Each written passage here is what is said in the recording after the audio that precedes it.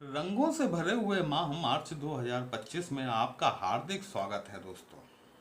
ये रंग हमारे जीवन के उल्लास और उमंग को प्रदर्शित करते हैं। इंद्रधनुष भी आप जानते हैं कि 7 रंगों से मिलकर बना होता है और हमारी जिंदगी की खुशी, हमारी जिंदगी के दुख, पीड़ाएं, ये सभी जो है ना, ये सभी सिर्फ 2 रंगों से ही परिलक्षित होती हैं। जो इन रंगों का मूल सार है, जो इन रंगों का मूल तत्व है, वो सिर्फ 2 ही रंग हैं, काला और सफेद। जहां सफेद रंग हमारी सुख और शांति को रिप्रेजेंट करता है, वहीं काला रंग, ब्लैक कलर, हमारे दुख और हमारी पीड़ा, हमारे संताप को प्रदर्शित करता है। मिथुन राशि के लिए मार्च 2025 से आगे का वक्त किस प्रकार जाने वाला है। आप कहेंगे कि आज 12 मार्च को ये वीडियो आपको मिल रहा है, अब तो महीना लगभग आधा हो गया, इस वीडियो का सेंस क्या है। दोस्तों, महीना मार्च का अब शुरू होने वाला है। यदि इसको आप गंभीरता से लेंगे तो निसंदेह तौर पर आप भी कहेंगे कि मार्च का महीना अब 14 तारीख से शुरू होगा। जी नमस्कार दोस्तों, कैसे हैं आप सभी। मैं आपका ज्योतिष मित्र श्लोक वर्मा आपके अपने चैनल श्री हनुमंत कृपा में आपका हार्दिक स्वागत करता हूं, अभिनंदन करता हूं। साथ ही अपने बड़े भैया श्री हनुमान जी से करवत निवेदन करता हूं कि अपने हनुमत कृपा परिवार के सभी सदस्यों को, नए जुड़ने वाले सभी सदस्यों को सुख समृद्धि प्रदान करें, उन्हें उनके कार्यों में आशातीत सफलता प्रदान करें। आगे बढ़ने से पहले जो है ना, एक बार आपके प्लैनेट के कॉम्बिनेशन पर एक निगाह डाल लेते हैं कि किस तरह से प्लैनेट इस समय आपके चार्ट में बैठे हुए हैं, गोचर कर रहे हैं। देखिए, ये जो 3 का अंक है ना, ये 3 का अंक इस बात को प्रदर्शित करता है कि या तो आपकी मिथुन राशि है या फिर आपकी मिथुन लग्न है। आप इसको मिथुन लग्न और राशि दोनों से ही जोड़कर देख सकते हैं। कईयों बार प्रश्न आता है कि सर राशि से देखें या लग्न से देखें। मैं आपको ये कह रहा हूं कि आप इसे लग्न और राशि दोनों से ही जोड़कर देख सकते हैं, क्योंकि ये जो ट्रांजिट हो रहे हैं ना, ये बड़े महत्वपूर्ण ट्रांजिट है। वीडियो को अंत तक अवश्य देखिएगा दोस्तों। कहीं भी अच्छा लगता है कमेंट बॉक्स में जय श्री राम लिखेंगे, आपको भी अच्छा लगेगा, हमें भी अच्छा लगेगा आपके लिए इस तरह के विश्लेषण लेकर आने के लिए। तो ये जो मंगल महाराज हैं, ये आपके फर्स्ट हाउस में गोचर कर रहे हैं। मंगल आपकी पत्रिका में आपके लाभ भाव के स्वामी होते हैं और साथ ही साथ 6वें भाव यानी रोग रिपु और ऋण के भाव के स्वामी भी होते हैं, जो कि आपके लग्न में बैठे हुए हैं। गुरुदेव बृहस्पति आपकी पत्रिका में आपके 7वें भाव के स्वामी होते हैं, साथ ही साथ आपके 10वें भाव के स्वामी होते हैं। वर्तमान परिस्थितियों में आपकी पत्रिका के 12वें भाव में, चूंकि यहां पर शुक्र की टॉरस वृषभ राशि फॉल करती है, यहां पर गोचरस्थ है। देखिए, गुरु के हिसाब से, जुपिटर के हिसाब से बहुत बढ़िया पोजीशन नहीं है क्योंकि एक तो 12वां भाव हो गया, दूसरे शुक्र जो कि भोग विलास के प्लैनेट हैं, ठीक है। आप जानते हैं कि गुरु और शुक्र दोनों के बीच में एक वैचारिक मतभेद की स्थिति है, क्योंकि गुरु जो है वो एक डिवाइन प्लैनेट है, आध्यात्मिकता का प्लैनेट है, आपको ज्ञान दे सकता है। दूसरा जो है वो भोग विलास का प्लैनेट है, ऐश्वर्य का प्लैनेट है। एक बड़ी मजेदार बात है कि शुक्र जो है वो गुरु के घर में आकर उच्च के हो जाते हैं। मतलब मीन राशि, आपकी पत्रिका का जो 10वां भाव है, यहां पर गुरु की मीन राशि आती है, ठीक है। भोग विलास और ऐश्वर्य यदि आध्यात्मिकता की शरण में चला जाता है, वहां जाकर वो उच्चत्व को प्राप्त कर लेता है। वहीं आध्यात्मिकता भोग विलास के घर में जब जाती है तो बेचारी पीड़ित हो जाती है। जैसे गुरुदेव बृहस्पति इस समय पीड़ित अवस्था में आपके 12th हाउस में गोचर कर रहे हैं। अब हम आते हैं आपके राहु और केतु पर। केतु महाराज आपके 4th भाव में बैठे हुए हैं। 30 अक्टूबर 2023 से इन्होंने अंगद की तरह से पांव जमा रखा है। वैसे ही राहु महाराज ने आपके 10वें भाव में, आपका जो कार्य क्षेत्र, पद प्रतिष्ठा, मान मर्यादा का भाव होता है, अंगद की तरीके से बैठे हुए हैं। अब जो राहु को सलाह मिल रही है, जो कॉम्बिनेशन मिल रहा है, ये पीरियड जो है, ये पीरियड थोड़ा सा क्रिटिकल होने वाला है। क्यों होने वाला है? देखिए, राहु आप जानते हैं एक्सपेंशन का कारक है, नो डाउट एक्सपेंशन का कारक है, लेकिन साथ ही साथ ये भ्रम पैदा करता है, माया जाल पैदा करता है, छलिया प्लेनेट है राहु। उच्च के शुक्र का साथ मिल गया, बुध मीन राशि में आकर नीच के हो जाते हैं। यद्यपि ये यहां पर नीच भंग राजयोग बना रहे हैं, ठीक है, लेकिन चूंकि राहु के साथ में बैठे हुए हैं, बात को समझिएगा, ठीक है। आपके जो बुद्ध महाराज हैं वो आपके लग्नेश तो होते ही होते हैं, साथ ही साथ आपके चतुर्थ भाव के स्वामी भी होते हैं, ठीक है। ये इस समय केंद्र में आकर बैठे हुए हैं और नीच की स्थिति में नीच भंग राजयोग बना रहे हैं, लेकिन किसके साथ? राहु के साथ में और उच्च के शुक्र के साथ में। 14 मार्च 2025 से ये जो सिचुएशन शुरू होने वाली है, आपका जो दशम भाव है, हमारे मिथुन राशि के जातक जातिकाओं का जो कर्म का भाव है, जो पद प्रतिष्ठा मान मर्यादा का भाव है, ये दशम भाव आपका ग्रहों का अखाड़ा बनने जा रहा है। कैसे बनने जा रहा है? 14 मार्च को जो सूर्य आपके नवम भाव में गोचरस्थ है शनि के साथ में, पिता पुत्र के घर में है, यह भी यहाँ पर कंफर्टेबल नहीं है, क्योंकि पिता पुत्र के बीच में वैचारिक वैमनस्यता है। और ये वैचारिक वैमनस्यता जो है, ये समझिए सूर्य और शनि के साथ से चली आ रही है और आज भी मौजूद है। आज भी पिता पुत्र के बीच में जनरेशन गैप है और वैचारिक वैमनस्यता है। तो ये तो रहेगी, चली आ रही है और रहेगी, ठीक है। तो ये सूर्य जो है 14 मार्च 14 मार्च 2025 को ये ट्रांजिट करेंगे और आपकी पत्रिका के दशम भाव में आ जाएंगे सूर्य। 29 मार्च 2025 को शनि महाराज 28 फरवरी 2025 को ये अस्त अवस्था में आ गए हैं। जिन लोगों की भी 7.5 विभिन्न राशियों की चल रही थी, वो ये मान लें कि शनि के अस्त हो जाने के बाद में उनको बहुत सारा रिलैक्स मिला होगा, ठीक है। आपकी पत्रिका में भी जिन लोगों के लिए शनि नक्षत्र बेसिस पर उनके लिए शुभ है, ठीक है, उन्हें प्रॉब्लम होगी, उन्हें असुविधा होगी, क्योंकि जो आपका योग कारक प्लैनेट है, जो आपके लिए फेवरेबल है, वो अस्त हो गया, ठीक है। अस्त होने के कारण आप जानते हैं कि कोई भी प्लैनेट जब वो अस्त अवस्था में आता है तो वो निस्तेज हो जाता है, प्रभावहीन हो जाता है। आपके काम, जिनके लिए शनि योग कारक है, उनके कार्यों में उन्हें अड़चन महसूस होगी, उन्हें डिले महसूस हो सकता है। जिनके लिए शनि ठीक नहीं है, प्रॉब्लमेटिक है, उनके लिए 28 फरवरी से 9 अप्रैल तक का जो पीरियड है, वो उनको एक बड़ी लंबी राहत की सांस देने वाला हो सकता है। मतलब उन्हें एक रिलैक्सेशन इस दौरान महसूस होगा। वो जो भी कुछ समस्याओं में घिरे हुए हैं, वहां पर उन्हें रिलैक्स पोजीशन देखने के लिए जरूर मिलेगी। 29 मार्च को शनि महाराज भी क्या होगा, ये आपकी पत्रिका के दशम भाव में गोचरस्थ हो जाएंगे। यहां गोचर होने के बाद में यहीं चंद्रमा भी मिलेंगे। अब आप देखिए कि आपका जो दशम भाव है, ये दशम भाव ग्रहों का अखाड़ा तो बनने ही जा रहा है, साथ ही साथ यहाँ पर कितने सारे दोष का निर्माण होने जा रहा है, ठीक है।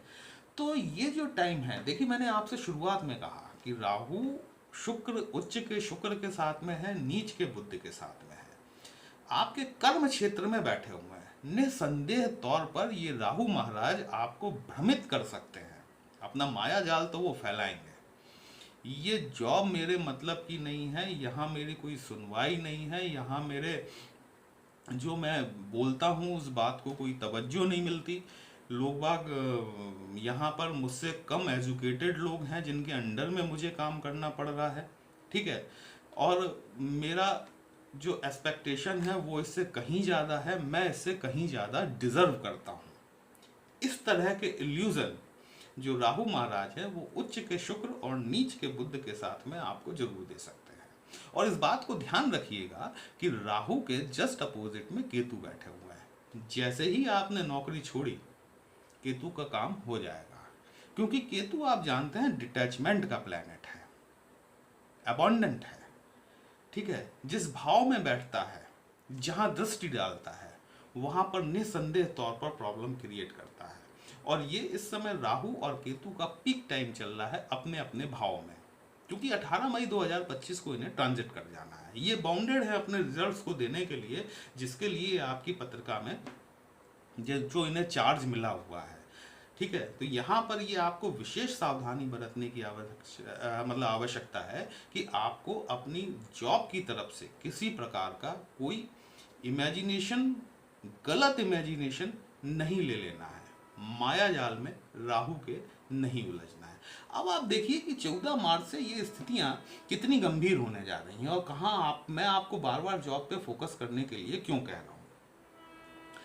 इस साल का पहला सूर्य ग्रहण आपके दशम भाव में बनेगा। ठीक है, इस साल का चंद्र ग्रहण ये भी आपकी पत्रिका के दशम भाव में बनेगा। शनि चंद्र का विष योग बनेगा। ठीक है, राहु शनि का श्रापित दोष बनेगा। गुरु चांडाल दोष तो मैं आपको बता ही चुका हूं, जो कि नक्षत्र बेसिस पर तो ऑलरेडी 16 फरवरी 2025 से काम में आ ही गया है। ठीक है, अब आपकी पत्रिका में दशम भाव में इतने सारे दोष बनने जा रहे हैं, तो विशेष सावधानी आपको अपने जॉब के, देखिए दशमा भाव कर्म का भाव होता है, कार्य क्षेत्र होता है, आपका पद प्रतिष्ठा होती है, मान मर्यादा होती है। किसी भी प्रकार का कोई ऐसा कार्य ना कर बैठिएगा जहां से कि या तो आप जॉब छोड़ दें या फिर आपकी प्रतिष्ठा को कोई धब्बा लग जाए। ये बात आपके लिए विशेष तौर पर ध्यान रखने वाली बात है। और देखिए शनि और राहु का ये जो श्रापित दोष बन रहा है, या जिसको पिशाच दोष भी कहते हैं, ऐसा नहीं है ये पहली बार बन रहा है। बहुत सारे जातक होंगे मिथुन राशि के, ठीक है, जिनकी पत्रिका में ऑलरेडी ये दोष बना होगा, उनको भी विशेष ध्यान रखने की आवश्यकता है। यदि आप अभी नौकरी के हैं, नौकरी आप कर रहे हैं, जॉब में हैं, इस विशेष पीरियड को 14 मार्च 2025 से लेकर 18 मई 2025 तक आपको अपने कार्य क्षेत्र में विशेष सावधानी बरतने की आवश्यकता है कि आपकी मान मर्यादा पर किसी प्रकार का कोई धब्बा न लगने पाए। ठीक है, तो एक तो सजेशन मेरा ये है। दूसरा सजेशन, बड़े भाई या छोटे भाई की तरह से यदि आप मान लें तो अच्छी बात है, बाकी तो आप लोग स्वतंत्र हैं स्वतः निर्णय लेने के लिए। देखिए बहुत सारे बच्चे इस दौर में पैदा होंगे, है ना। ये 2 माह 4 दिन का जो पीरियड है, अब जो नॉर्मल डिलीवरीज होंगी उन बच्चों को तो नहीं रोका जा सकता, वो तो होंगे ही होंगे। ठीक है, लेकिन यदि आपके यहाँ जो बेबी आने वाला है, यदि वो ऑपरेशन के थ्रू आने वाला है और उसकी डेट आपकी इस तरह की मिल रही है जिसको 2-4 दिन आगे पीछे किया जा सकता है, तो मेरी अपील समझिए चाहे सलाह समझिए। देखिए जब शनि और राहु की डिग्रीज बिल्कुल आसपास होंगी ना, उस समय ये दोष अपने पीक पर होगा। जिन लोगों की भी पत्रिका में ये दोष ऑलरेडी बना हुआ है, वो आपको बता सकते हैं कि उन्होंने जीवन में किस तरह की समस्याओं का सामना उन्होंने किया है। ठीक है, तो जब ये इनकी डिग्रीज बिल्कुल आमने सामने की होंगी, उस समय आपको ऑपरेशन कराने से बचना चाहिए। ठीक है, थोड़ा सा शनि को आगे निकल जाने दीजिए, थोड़ा सा राहु को पीछे आ जाने दीजिए। ये दोष खत्म तो नहीं होगा, ठीक है, लेकिन जब ये दोनों प्लैनेट थोड़े से दूर हो जाएंगे ना, इसका कुछ ना कुछ परिहार जरूर हो जाएगा। दूसरी बात कि मैं उन सभी माताओं बहनों को जो कि संतान सुख की इच्छुक हैं, देखिए ज्योतिष शास्त्र की कई विधाएं हैं। बहुत सी विधाएं यह कहती हैं कि जब बच्चा पैदा होता है उस समय से ज्योतिष शास्त्र की शुरुआत होती है। वहीं कुछ विधाएं ऐसी भी हैं जो ये कहती हैं कि जब मां कंसीव करती है उस समय से ही ज्योतिष शास्त्र की शुरुआत हो जाती है। मैं उन सभी माताओं बहनों को ये निवेदन करना चाहूँगा कि 14 मार्च 2025 से लेकर 18 मई 2025 तक उन्हें कंसीव करने से बचना चाहिए, क्योंकि उस बालक की पत्रिका में जब इतने सारे दोष मिलेंगे, उसका जीवन किस प्रकार का होगा, कितने कष्टों का उसे सामना करना पड़ेगा, ये शायद मैं सोच सकता हूँ या वो बालक समझ पाएगा जो कि इस दौरान में जन्म लेगा, है ना। तो यहाँ पर आपको थोड़ा सा कंसीव करने से बचना चाहिए, ताकि इस दोष को, जिस हद तक हम अपने आने वाली संतति को इन दोषों के फलस्वरूप मिलने वाली पीड़ा से बचा पाएं, उतना अच्छा है। सूर्य ग्रहण लगने वाला है, सूर्य को नियमित तौर पर जल देना शुरू कीजिए। ठीक है, देखिए सूर्य आपकी पत्रिका में आपके पराक्रम भाव के स्वामी होते हैं, है ना। और इस सूर्य को ग्रहण लगने वाला है। ओम आदित्याय नमः या फिर ओम ग्रहणी सूर्याय नमः, इस मंत्र का जितनी देर भी आप जल डाल रहे हैं, जितनी तांबे के बर्तन से जितनी देर भी आप सूर्य को अर्घ दे रहे हैं, उतनी बार कम से कम इन मंत्रों का जाप जरूर करें, यदि आप 108 बार नहीं कर सकते तो। शनि यदि आपकी पत्रिका में ठीक नहीं है, यदि शनि नक्षत्र बेसिस पर आपकी पत्रिका में योग कारक नहीं है, वैसे भी शनि आपके देखिए आपके भाग्य भाव के स्वामी होते हैं। शनि को तो खुश रखना आपकी मजबूरी है, निहायत जरूरी है आपके लिए, ठीक है। ओम प्राम प्रीम प्रोम सह शनिश्चराय नमः या फिर ओम शम शनिश्चराय नमः, शनिवार के दिन से रुद्राक्ष की माला से प्रतिदिन संध्या समय 108 बार इन मंत्रों का जाप शुरू कीजिए। देखिए शनि का प्रसन्न होना आपके लिए बहुत आवश्यक है, क्योंकि जो प्लैनेट आपके भाग्य भाव में बैठता है ना, 1 2 3 4 5 6 7, उसकी 7वीं दृष्टि जो है ये आपके पराक्रम भाव पर जाती है। वहीं शनि की 3री दृष्टि ये आपके लाभ भाव पर जाती है। यदि आप शनि को प्रसन्न नहीं करेंगे ना, तो एक तो आपका पराक्रम जो है वो थोड़ा सा गड़बड़ाएगा, दूसरे आपके लाभ में भी कटौती होती है, ठीक है। शनि आपकी पत्रिका में कहीं भी बैठे हो सकते हैं। यहाँ मैं गोचर के स्थान पर कह रहा हूँ कि शनि जो है आपकी पत्रिका में अष्टम भाव के और भाग्य भाव के स्वामी होते हैं। वो बैठे कहीं भी हो सकते हैं आपकी पत्रिका में, लेकिन आप ये मानकर चलें कि शनि के मंत्रों का जाप आपके लिए, चूंकि आपके भाग्येश हैं, आपके भाग्य के कारक हैं, अष्टम भाव के स्वामी भी हैं, टेबल के नीचे से भी आपको लाभ करा सकते हैं यदि ये प्रसन्न हुए तो, ठीक है। अर्थ की भाषा ज्यादा समझ में आती है, ठीक है। तो शनि जो है आपको टेबल के नीचे से भी धन लाभ करा सकते हैं। शनि का शुभ होना आपकी पत्रिका में निहायत जरूरी है। ये आप अगर मंत्र जाप करेंगे, निसंदेह आपके सूर्य को बल मिलेगा, साथ ही साथ आपको शनि की पीड़ा से यदि आप परेशान हैं तो उनमें आपको राहत मिलेगी। वहीं कहीं ना कहीं शनि आपके शुभ होना शुरू हो जाएंगे। दोस्तों विश्लेषण कैसा लगा आपको? यदि कहीं भी अच्छा लगा हो अपने इस चैनल को लाइक शेयर और सब्सक्राइब जरूर कर लीजिएगा। यदि हमसे पत्रिका का विश्लेषण कराना चाहते हैं, हमारा व्हाट्सएप नंबर थंबनेल में दिया गया है। पर्सनल कंसल्टेशन पेड होता है, एक छोटी सी फीस आपको पे करनी होती है। आपकी समस्या का उचित समाधान हमारे द्वारा करने का प्रयास जरूर किया जाता है। चलिए फिर मिलते हैं, तब तक के लिए जय श्री राम।